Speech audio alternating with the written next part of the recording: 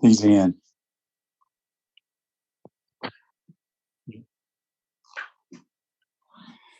Good morning and welcome to Pot Up with Matthews in the Morning from the Crime Prevention Security System Studios. Large enough to serve you, small enough to care. It's a Wednesday edition. We got a great show for you lined up today. First portion of the program, we're joined by Steve Palazzolo from Pro Football Focus, kind of recapping the draft, get his thoughts on that. And in the second half of the show, we're going to be joined by former Gator receiver Willie Jackson. Talk a little bit about his college and pro career and what he's doing today. But first, we're going to go straight to the Titan MRI hotline. And we are joined by Pro Football Focus, Steve Palazzolo. Steve, good morning. How are you? Steve, good morning. How are you? Doing great. Thanks for having me back. Yeah, absolutely. We appreciate you getting up. Hope you're being safe up there. Let's talk a little bit. The passing of Don Shula, who is the all-time winningest coach in the National Football League.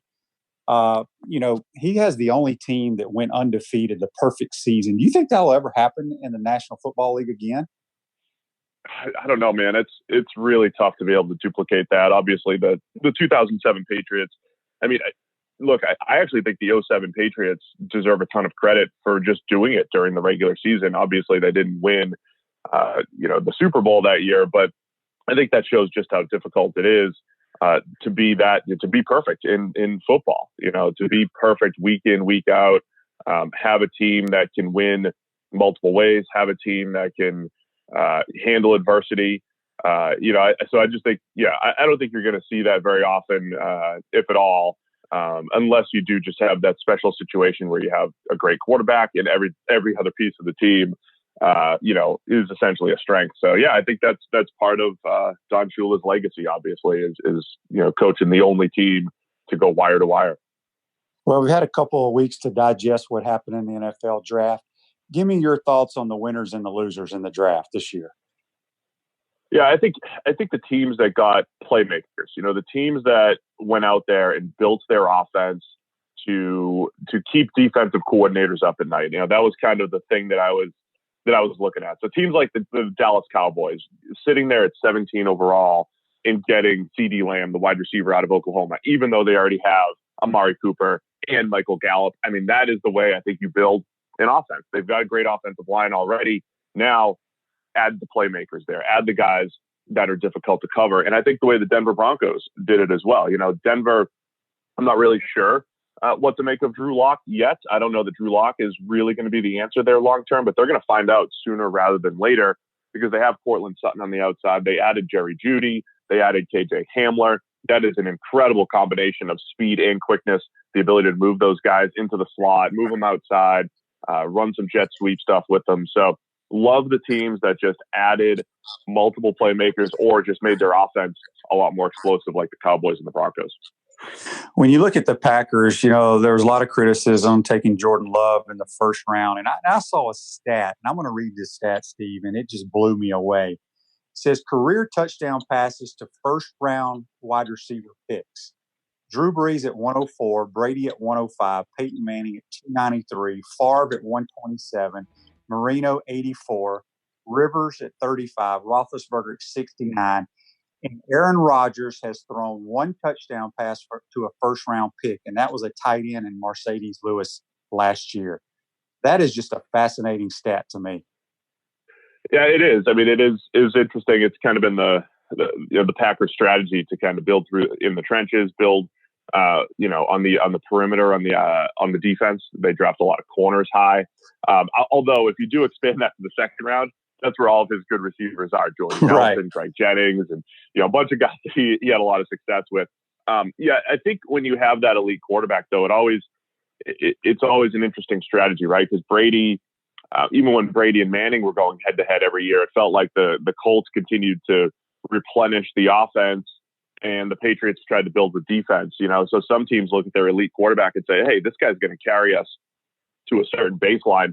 We don't have to give him the best weapons. We trust that he's going to be able to do it no matter what we put in front of him." And other teams say, "Hey, we have Peyton Manning or we have Drew Brees. Let's make sure that we get those guys the best weapons possible." But I think regardless of the history there, the Packers were in prime a prime spot in this draft to add receiver talent and try to win with Aaron Rodgers over the next 2 or 3 years. And I think that I don't necessarily agree with their strategy. Not the idea of drafting a quarterback, but I think trying to build their entire team around the run game, trying to duplicate what's happening in San Francisco, and not really building and giving Aaron Rodgers the best chance to succeed in the pass game.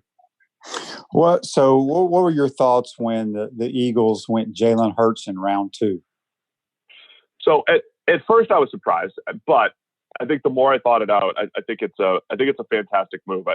Fans are not necessarily happy in Philadelphia, and I think it's because everybody's always thinking about short-term success. But I think Jalen Hurts as a long-term play is really smart. He's a guy that obviously won in multiple places. I think he can hit open throws, which sounds really simple, but it's kind of important at the next level. That's what separates the best quarterbacks. He's got that little bit of rushing ability there.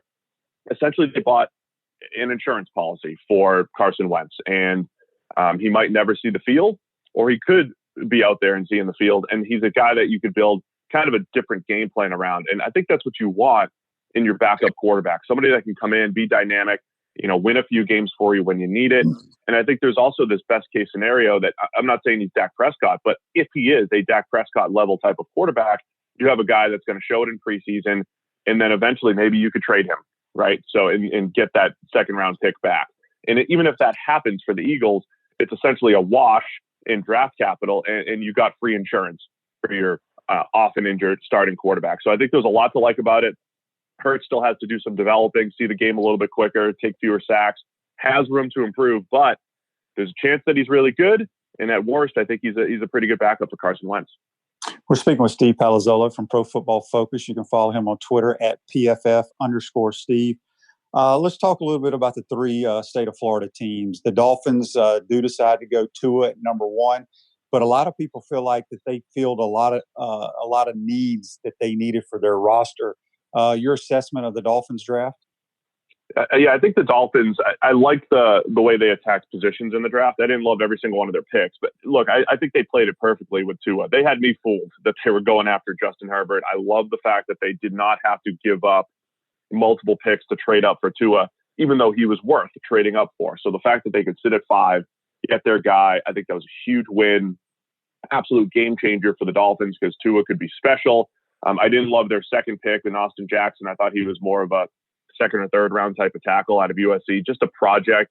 The thing I really like about their draft, though, they already had 2 really good corners on the outside, and then they pick up Noah Igbenogany from Auburn, who has incredible man coverage, slot type of skills. And when you have to go up against teams like the Buffalo Bills that are rolling 3 deep at wide receiver, and now you have Byron Jones on the outside, Xavier Howard on the outside, Igbenogany in the slot, I think that, again, is how you build a secondary with guys that can cover every type of wide receiver. So I like that.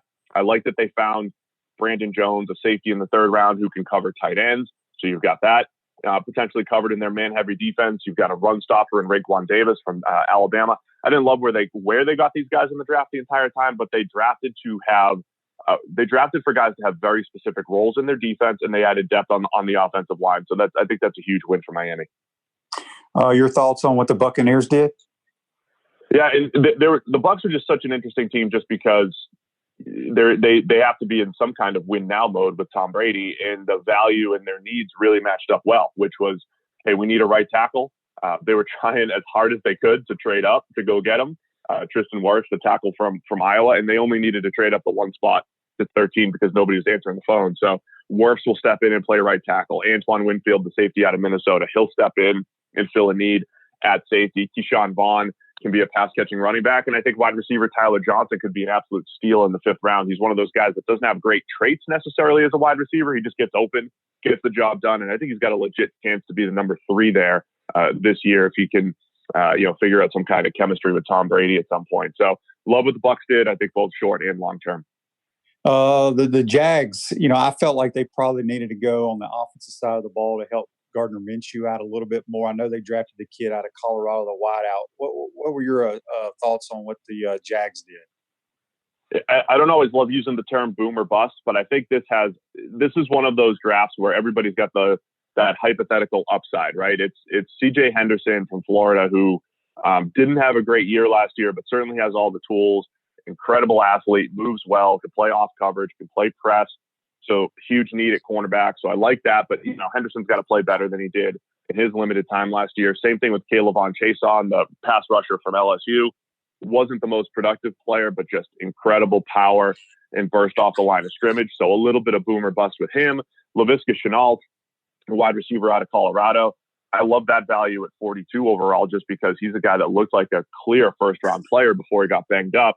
The question there is he's been playing banged up. He's been hurt. He ran hurt at the combine, but he's an explosive player, incredible with the ball in his hands. He still has to develop a little bit as a pure wide receiver, but he's a weapon, and love that in the second round. Then they got some solid players beyond that. Devon Hamilton, the interior defensive lineman who will step in and stop the run. Josiah Scott, another corner out of Michigan State who's solid. So I thought it was okay top to bottom. I think those first three picks, though,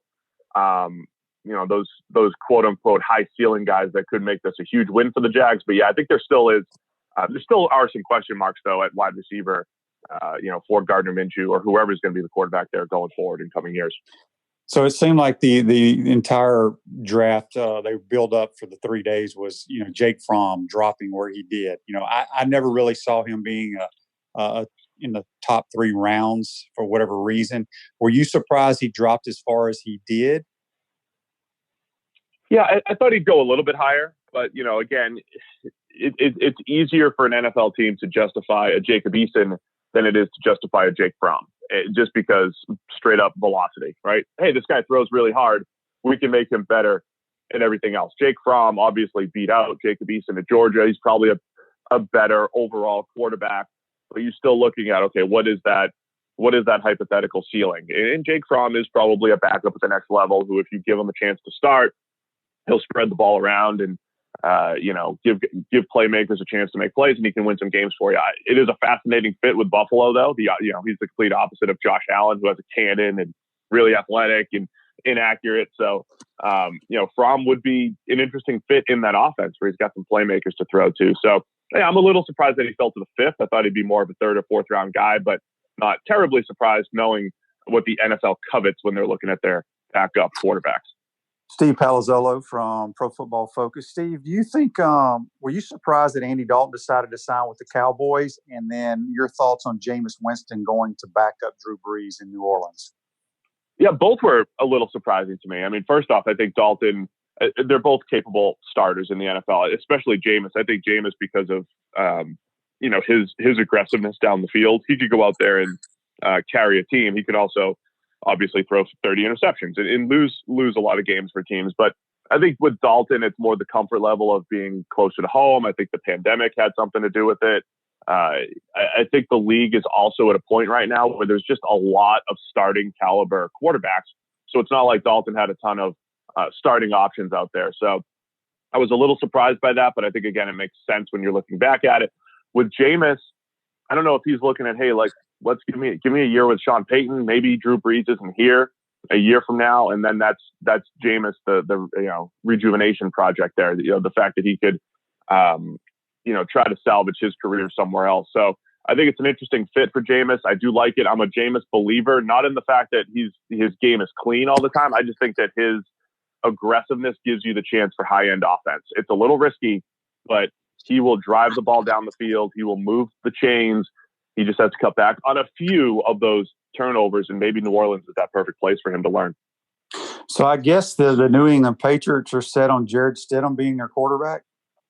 It would appear that way. And, Stidham did look good last year in the preseason. I was a little surprised. I thought he had some developing to do, but if you look at the course of Stidham's career, he looked like a really good true freshman at Baylor for 1 year in just a weird offense where you're just chucking it down the field. He didn't look great at Auburn, didn't fit the offense, didn't really get to show off his skills. But then after he left Auburn and going to the Senior Bowl and what he did in the preseason last year, he looked like a competent NFL quarterback as far as he's making a few nice throws. He looks comfortable in the pocket. There's still a lot of development to go there, but I think New England's just trusting the fact that they know what they're doing. They've got a good system. They're going to plug him in. He's on a rookie contract, and let's see what happens. In worst case scenario, I think New England's in that Trevor Lawrence, Justin Fields sweepstakes next year. So, yeah, I think they're going to give Stidham every chance to succeed. Speaking of a couple of the Gators that got drafted, how do you like the fit of Van Jefferson with the LA Rams?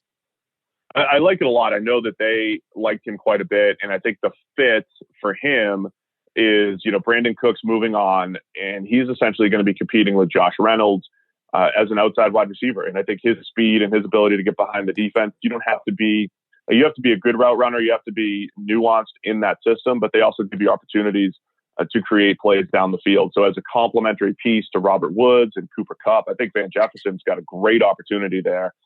Just competing with Josh Reynolds for snaps on the outside. I think we could see him on the field sooner rather than later.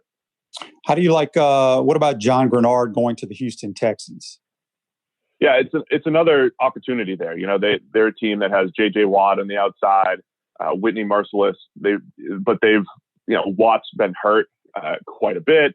Merciless has been up and down, and they just got rid of Jadeveon Clowney last year. So I think he's going to have a chance to step in, see some snaps, maybe even on early downs, play the run pretty well. I think he's got some developing to do as a pass rusher, or he may have hit his ceiling as a pass rusher, but he's just a solid, knows how to win with his hands type of guy who should at least see some early down snaps. Yeah, the New York Jets have a ton of Florida Gators on their roster now, but they've drafted two, and LaMichael Pirine, the running back, and Zuniga, the pass rusher, which, I've said all along, he's a guy that could last a long time in the National Football League rushing the passer if he can stay healthy. Yeah, and especially with the Jets, it feels like the Jets, as far as guys rushing off the edge, that feels like it's been more of a 10 to 15 year need for them. I know Zuniga can move around the defensive line. From an opportunity standpoint, Zuniga in a great spot there. I think Pirine, not as much with, Le'Veon Bell there. Now they're signing Frank Gore. But I think Pirine's got some of those, the receiving skills to kind of show his stuff in the preseason and sneak onto the field. But yeah, I'd definitely be looking at Zuniga seeing the field early and having opportunities to get after the quarterback. So, Steve, what are you guys doing now at Pro Football Focus? I know y'all are always breaking down film and watching film. There's nothing going on. There are no spring games to watch. What are y'all doing there? There's always something to do. I know me personally, I'm helping to build more products for our NFL team clients and help them evaluate players better and use our best information and numbers to evaluate players better. And we have guys already looking at the 2021 draft. We'll have a 2021 preseason draft guide coming out this summer. Looking ahead, we'll be covering all things, every move that's made still in free agency and roster cuts and all that stuff. We're covering it all at PFF. So it's a little bit more relaxed, but there's always some kind of football to at least talk about. Well, let me ask you this about the quarterbacks that coming out in the draft. A lot of people say, is it Trevor Lawrence or Justin Fields? I don't even think there's a comparison, quite honestly. I think Trevor Lawrence is the best quarterback coming out. And I know our Gator fans would be interested. Where do you see Kyle Trask? Do you see him getting drafted or maybe being a free agent? Well, I think he'll get drafted. I think there's already buzz around the league. Trask has always fascinated me just because he didn't play, right, in high school. He is such a young player.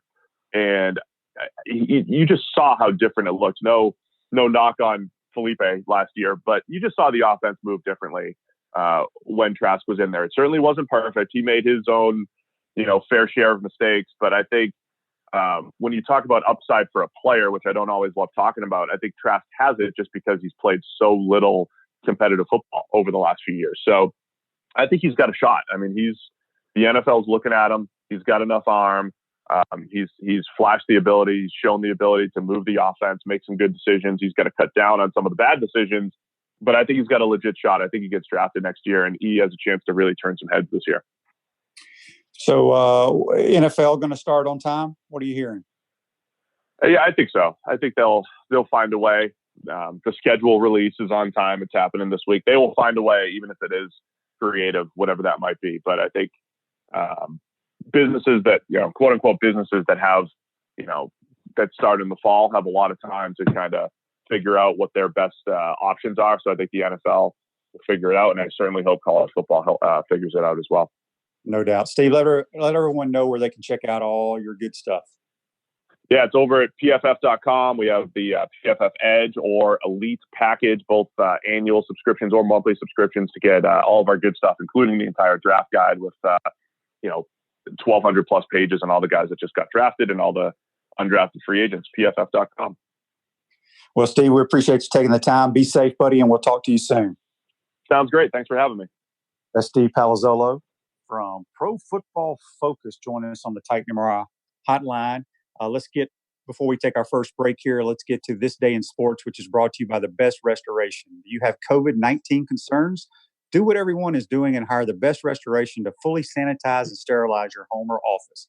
Visit their office this week for a free bottle of hand sanitizer. When you mention the code Shane, call 352-234-8994. And This Day in Sports, 1984.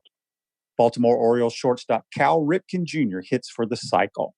We're going to take our first time out here of the program. You're watching and listening to the Crime Prevention Studios, but it's Pot Up with Matthews in the morning. We'll take a quick time out. We'll be right back with Willie Jackson. Time out! Time out! Hey! Time out! Time out! Time out! There we go. Good. We want to take this moment to thank all our sponsors who keep the show going and pay the bills. Let's give them something to cheer for now. Our Gridiron sponsors are Crime Prevention Security, small enough to serve you, large enough to care. Titan MRI, Gainesville's only locally owned and operated MRI facility. Peachland Dentistry, Gator Nation's #1 choice for dentistry in Port Charlotte and surrounding areas. Area Rug Masters, your #1 choice for rug cleaning.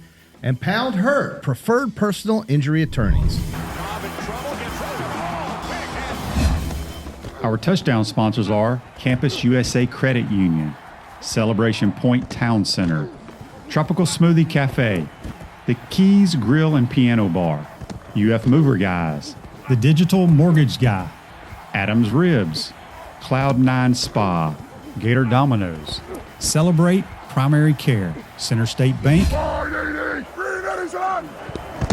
If you are interested in promoting your business on the show, you can visit our website, potupwithshane.com, and click on the advertise button or call Freddie Wiebe at 352-284-3733. Again, thank you for all the great businesses that support the show. Please remember, if you like what we are doing here, thank our sponsors and support the businesses that support us. He's looking, still looking. He's going for the end zone.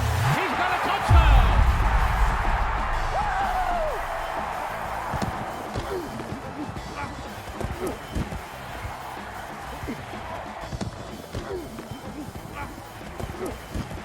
Welcome back to Pot Up with Matthews in the morning from the Crime Prevention Security System Studios. Large enough to serve you, small enough to care. Let's see here. Celebration Point is where the Gators come to celebrate with premium brands like Bass Pro Shop, Tommy Hilfiger, Hotel Indigo, Nike, Medici's, Regal Cinemas, and coming soon, the HBC's new restaurant, Spurrier's Gridiron Grill and Visor's Rooftop Bar. We will see you at Celebration Point where the Gators come to celebrate. Our next guest did a lot of celebrating with the head ball coach, number 22, Willie Jackson. Good morning, Willie. How are you, bud? Good morning, Shane. How you doing, brother? I'm doing great. Hope you and your family staying safe, my man. What are you doing while we can't really do a whole lot? Just hanging around the house? Hanging around the house, man. Sitting at home. We go out every now and then, me and the boys and my daughter, we train, do a little bit of training, because all of them play sports still. So we try to get in when we can at a safe spot. Yeah, no doubt. Well, Willie, we do appreciate you joining the show. And I like to always start out the interview with former players, talk a little bit about their recruiting process, because I think that's interesting for people to hear. Growing up here in Gainesville, went to PK Young High School. You were a multi-star athlete there. Did you always want to be a Gator? I know your dad was the first African-American athlete to play football here. Was it always set in stone you were going to be a Gator, and what other schools recruited you? Well, actually, that's the only thing I wanted to do. I didn't have many offers to play elsewhere, but that was the place that I really wanted to play, and I only wanted to play. So it wasn't, I guess, etched in stone, but as far as I was concerned, it was. I had an offer from South Carolina State, Memphis State. At the time, it was Memphis State. Now it's just Memphis and Howard University. Those were the three schools that I had offers from. Who was the main recruiter on Coach Spurrier's staff that recruited you there at PK? You know what? I was here with Galen. Yeah, I came with Galen. So Oh, Spurrier that's got right. here. Yeah, That's yeah, I right. came with. Yeah, I totally yeah, forgot. We're old, man. You were recruited yeah. by Galen as well. I lost track there. So not a whole lot happened with us when Galen was around, and Coach Spurrier comes in with this wide open offense. Talk a little bit about playing for Dwayne Dixon. I know all the receivers that I've had on here, they had a close bond to Double D. Talk about what he meant to you and your career. I think that was one of the things why we had so much success at the wide receiver position during our time at University of Florida because of Coach Dixon. Him being a great receiver in his own right, he was able to give us a lot of insight on the position because he had tried to play a little bit in the NFL. He was playing arena at the time when we first got to the University of Florida. He was still playing arena football, and so he had a lot of insight on how to get open and how to get guys open. And I think those are little small things that helped us. I know it helped me tremendously to be able to master the position. You also, for people forget, you played a little basketball here for the Gators. Was that difficult to juggle, with playing two major sports at a huge university with your academics and all that? Was that tough? It actually wasn't. I was a pretty good student, especially when I had gotten to college. I was an average student, a little above average student coming out of high school. But once I got to college, I sort of figured it out in the classroom. And I was able to navigate through the college courses pretty well. So I did well, and that was not overwhelming at all. So I was able to do that seamlessly. As far as playing the basketball, we had always I sort of backed off when I got to college in terms of what sports I played. I never stopped playing. From the time I was in 7th grade, I played baseball, ran track, basketball, football, whatever time it permitted. Early on, I also played soccer. So as far as juggling sports, I'd always juggle sports. Like today, you have a lot of specialization. Back then, we just picked it up and played when the season came. So that was not an issue at all. So going back to high school real quick, I know y'all had a lot of success there at PK Young, had some really good players that, yourself, Doring, Travis McGriff, your brother Terry comes out of there. How many of y'all were on the same high school teams together? Just you and Doring? Chris and I were the only ones that played together, but Chris played with all of those guys, though.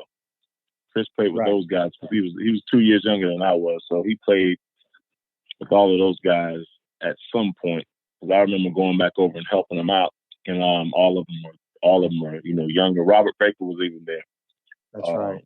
And Travis. So they were all there on the same team. All of those guys were.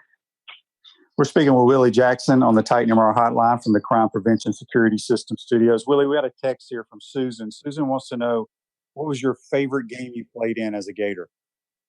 Favorite game? Man, just the other night I watched us versus Alabama in '91. I think that was an awesome game, especially for myself and you as well. Alabama was this big Titan in college football. We sort of broke them down pretty well, and we had a great game against them. So I'm going to say the first thought is I'm going to say 91 Alabama. I'll say, I think. What game? I'm trying to remember here. I want to say it was a game we played at Auburn. So it would have been 92, your senior year. How many balls did you catch in that game? 12, I think. Yeah, and about all 12. I think 12, 10 of them in the first half, I want to say. Yeah, it was. I couldn't remember if it was 12, 16, somewhere around there. But they couldn't cover the middle route. We just kept killing them on the middle route. Yeah. We had a great game. Yeah, no doubt about it. Willie, talk about playing against Georgia in Jacksonville. How fun that game is for players. I think it's definitely fun. We make a big deal out of it. But growing up here in Gainesville and being a Gator fan my entire life, I think that's for me that was one of the biggest things ever, especially during the time we played, because before that, they beat us pretty good all the time. I don't remember beating Georgia before 90. I don't remember beating them before 90, and I'm watching the games. I remember all the great running backs that Georgia had. So, I knew they beat us pretty good, and more times than not, they were going to beat us. But once we had gotten there, it was like the game took on a life of its own for us because we knew we would go in. And I mean, I don't think I lost to Georgia. No, you did not lose to Georgia. No, you did not lose to Georgia. We got a couple of Facebook Live comments here brought to you by Pound Hurt, your preferred business interruption attorneys. Buddy says the Jackson family is Gator royalty. Willie's versatility as an athlete was amazing. Talk a little bit about that, how cool it was with your dad playing here wearing number 22. You come here, you get to wear 22, and then Terry comes along and gets to wear number 22. Talk a little bit about that. Yeah, man, that was pretty awesome. I mean, like I said, I grew up a Gator. I mean, some people, they say, hey, I've been a Gator fan, but I was literally a Gator fan for my entire life. From being in the locker room when I was 1, 2 years old, being passed around by the players, having a special bond with the program. I think, like I said, a lot of people say it, but I actually have been a Gator fan for my entire life. And so that's been extra special for me. And then to actually get the chance to follow my dad's footsteps and then Terry come right behind me and have such, success at doing it. It was just like, a dream come true for us, for the Jackson family. Did you get any grief for wearing number 22? I know your dad wore it, but, before you, it was Emmett. So did you get any grief from anyone about wearing 22? No, I think when I first wore it, people didn't really, they didn't really understand the magnitude of it because at first I was just there and running around and just happy to be a Gator. And then when Coach Spurrier comes, we take on our team, our whole image, it takes on a life of its own, and we sort of emerged. So then it started making sense, and it was just a privilege to wear. No one ever gave me grief about it. But, I sort of made it a joke about it when after Emmett left. I was like, he was just holding it in place until I had gotten here. Because I told everyone it was my dad's number, not Emmett, and we made a joke about it all the time. Yeah, another Facebook Live comment here brought to you by Pound Hurt, your preferred business interruption attorney. My great research staff, Rick says, against Auburn, you had 12 receptions, a career high, tied for the second most ever in school history for 157 yards in that game. So we appreciate Rick looking that up. Willie, so, after your Gator career, you go play a long time with multiple teams in the National Football League. Talk a little bit about that experience and what team did you enjoy playing for the most? The entire experience playing in the NFL was a great one. I think I enjoyed the most, being a part of the Dallas Cowboys. I think that run that they had, they were on a tremendous run. That was probably one of the best teams put together to play in the NFL for a stretch. They won the Super Bowl 92, 93. And the year I got there, we actually missed it. We played in the NFC Championship game. Then I go to Jacksonville in the expansion draft. But Dallas was a great experience. Being around a great team, how things are put together, what different levels they play. And I think that's experience has carried me even past playing football in terms of coaching and doing things. I revert back to doing things the way they did them in Dallas a lot of times because that was such a great team. Jacksonville was a great experience. It's like being right at home in the stadium, that I did pretty well in playing the Florida-Georgia game. So that was definitely a great experience playing in Jacksonville. I was like being at home. I mean, you were part of the Jacksonville team that had Keenan Cardell and Jimmy Smith as well in the wide receiver core, right? Exactly. Yeah, Mark Brunell at quarterback. Yep. Mm-hmm. Yeah, NFL itself was a great experience. Just being able to live that dream and actually do it for a while and have a little success at it. The total experience was great. You talked about coaching. I know you've coached your boys, your girl in track and all that kind of stuff. Kind of elaborate what where your kids went, what they're up to these days. Well, sir, my oldest, he went to Alabama State, and then he ended up at Edward Waters College playing a little ball. I was an athletic director over there for a little while he was there. Tyler is currently playing basketball at Florida A&M University. And Khalil, we hope that in the fall he'll be a part of the University of Florida. That's what we're hoping. We had a meeting with Coach Mullins a few months back before all this Corona and COVID stuff happened. So that's the goal for Khalil. You know, he's promising. He has a good shot to do some great things. And then I have some younger kids that are not quite on the college path, not quite in college yet. So we'll hear from them in the future. We got a text here on the Titan MR text line. It comes from Joe. Joe wants to know about your experience coaching the Apollos with the HBC. You did an amazing job with the wide receivers. How was that experience? You know, that was a great experience. I mean, I absolutely enjoyed that. I mean, one of the questions that I always had, I have a lot of colleagues that coach on the professional level, and I always want to know from them, do they actually get a chance to coach, or because of the fact that it's pro guys, do they listen and are they taking coaching? For me, that was a great experience. The guys, they still had a lot to learn, and I was able to help them to, you know, improve upon skills that they already had, sort of like Coach Dixon did with us. So it was a great experience. And coaching with Coach Spurrier, that was absolutely a blast. And I still see why he's one of the premier coaches that ever coached. You know, he's basically a pioneer of modern college football, modern football in general. So the meetings with the Apollos, did y'all do them like we did back here in the day? The quarterbacks and receivers meet together? Yeah, exactly. We did everything was the exact same. He's still drawing up plays on pieces of paper instead of having on the computer and all that stuff. You know what's so funny about it is that when we were in college, I didn't make a big deal out of it. But I remember when I came to Washington with you all, and he was still drawing the plays up, and you and I sat and we laughed about it for about 20 minutes because he was still drawing up plays, and he didn't want to put them on the computer. Well, when we were at the Apollos, it was even more funny than that because his son, the baby, Scotty's like a football whiz, and he's up to date on all the technology. So we would be in meetings, and the first meeting that we were in, and Coach was going over the plays that we're going to install, and he was drawing them up. And so as he was drawing them up, Scotty put them on the computer, and he basically did the exact plays. He did the exact plays that Coach drew up and was talked about in the meeting.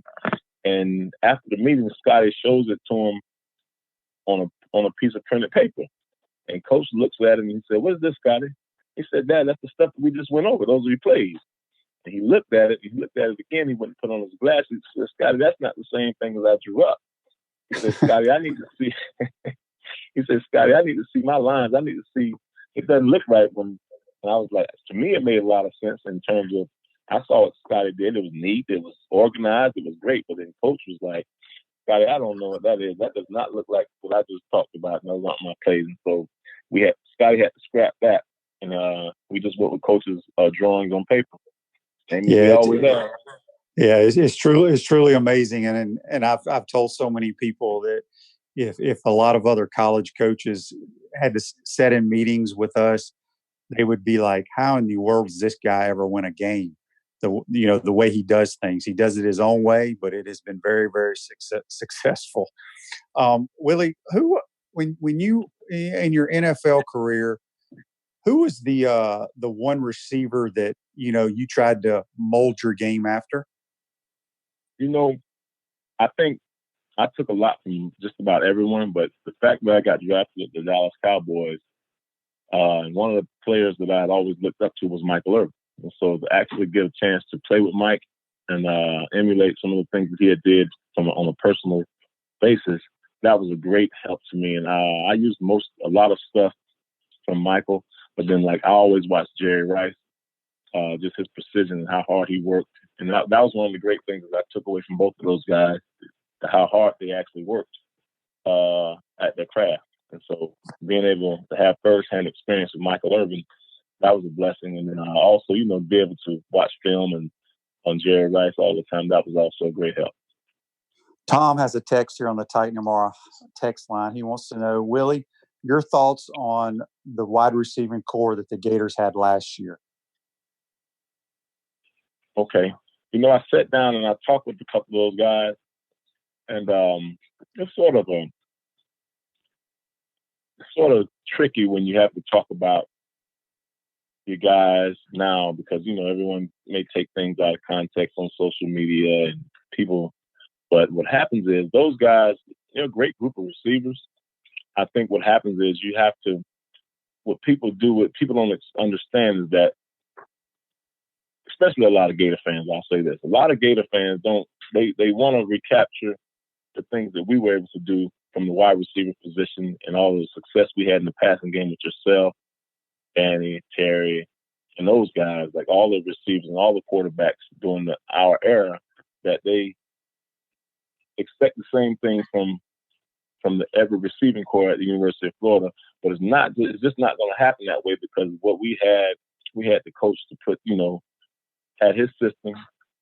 He did things a certain way, and we were able to have success because we like I said, we caught a lot of people off guard. And Coach Sperry innovated a lot of things that they do today, and so the receiving core in itself, you have guys that are big and fast and strong. And it's just, but they're playing with a competitive league, and everyone passes the ball now. So people are more prepared for receiving cores, big, fast receivers than they were when we played.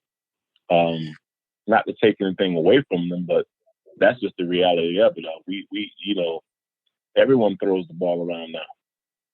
We were throwing the ball around. People weren't throwing the ball around. So, it was a totally different experience. Whereas if you see passing from every single team, it's sort of,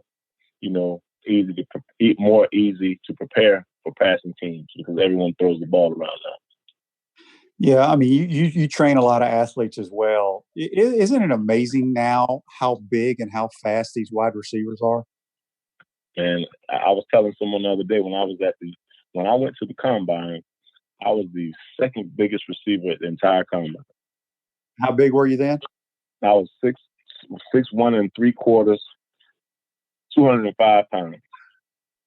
There was one guy that was bigger than me. His name was Corey Holiday from the University of North Carolina. Corey probably was like 208. He was 6'2", we were the same height, but he was 208, 210. But that was what it was when I came in the combines. And then some years later at Washington, when I got there with you guys, I was standing in the huddle and I was the shortest receiver in the huddle.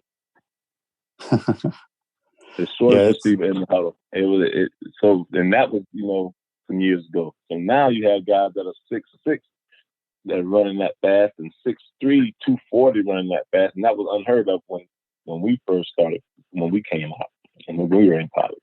But it's a remarkable thing. Larry has a text here on the Titan MRI text line wanting to know, what's your brother Terry up to these days? Terry's doing some consulting up in Atlanta. He's basically been Terry's a house dad. He's a stay-at-home dad, raising his 2 babies. Okay. Terry's doing a little bit of consulting work, being house dad for right now. Willie, do you have any Were you a superstitious kind of guy before games? Did you have a routine that you had to do before every game? Not. A lot of guys did. I really did. I mean, I think just like a lot of guys expect when in the NFL days, a lot of guys like to show up 4 or 5 hours early and do everything and get their uniform, lay it out, and prepare. Me, I just put on the bare minimum. I would get there right when I want to get there as late as I could, so that I can get ready to play and go play. I didn't have many superstitions.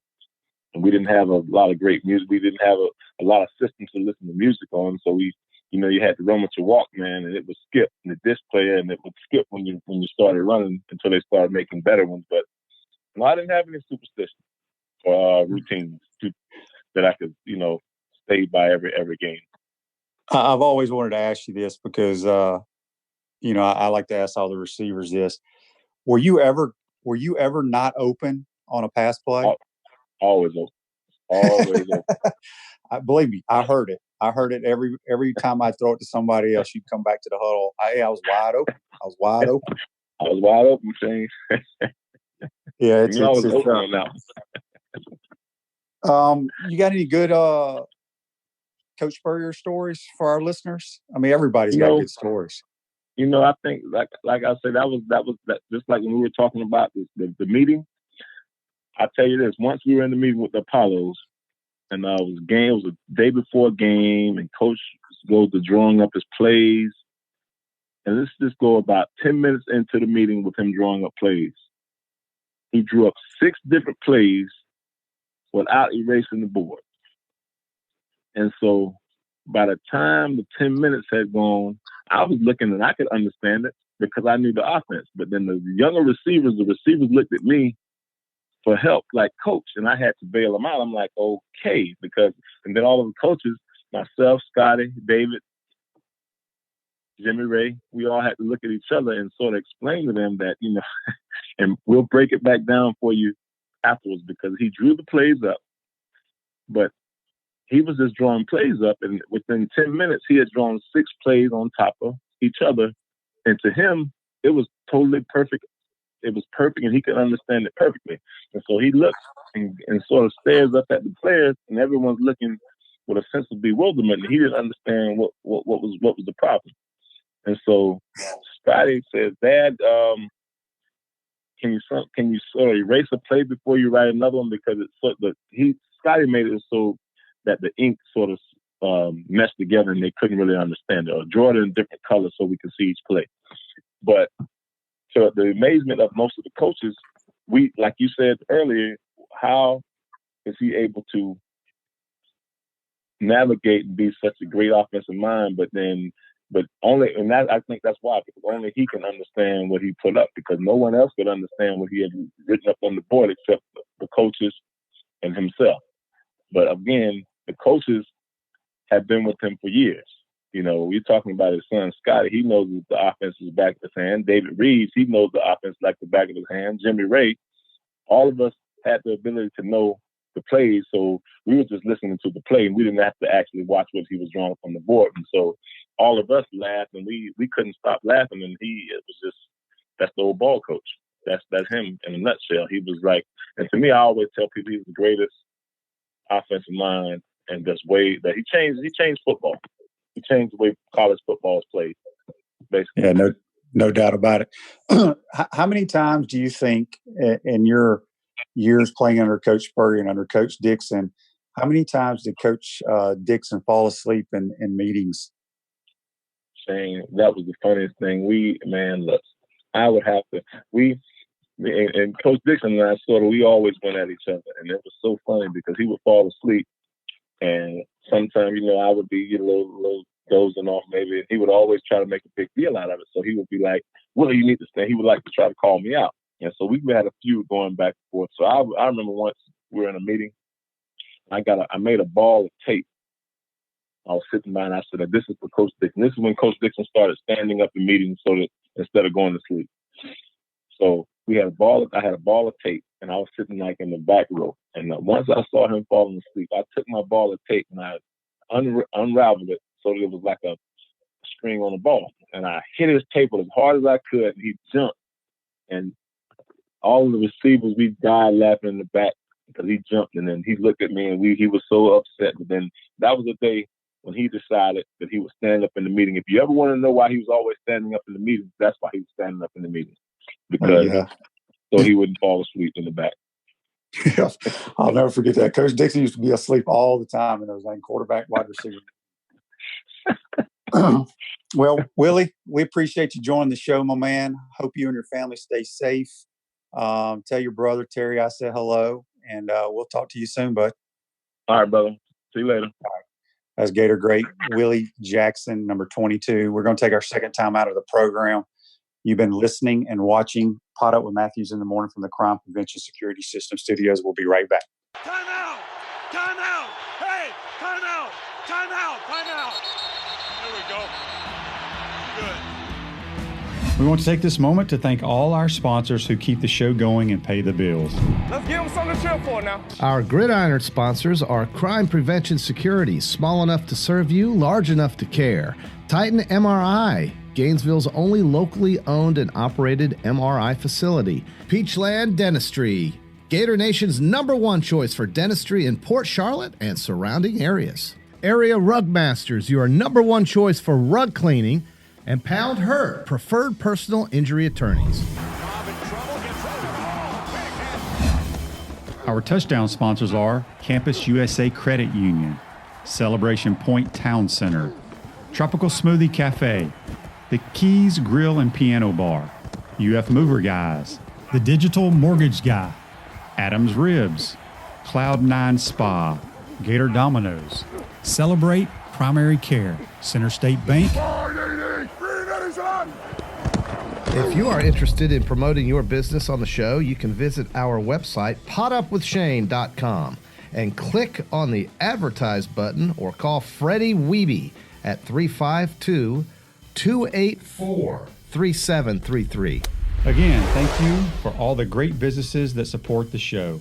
Please remember, if you like what we are doing here, thank our sponsors and support the businesses that support us. He's looking, still looking. He's going for the end zone. He's got a touchdown.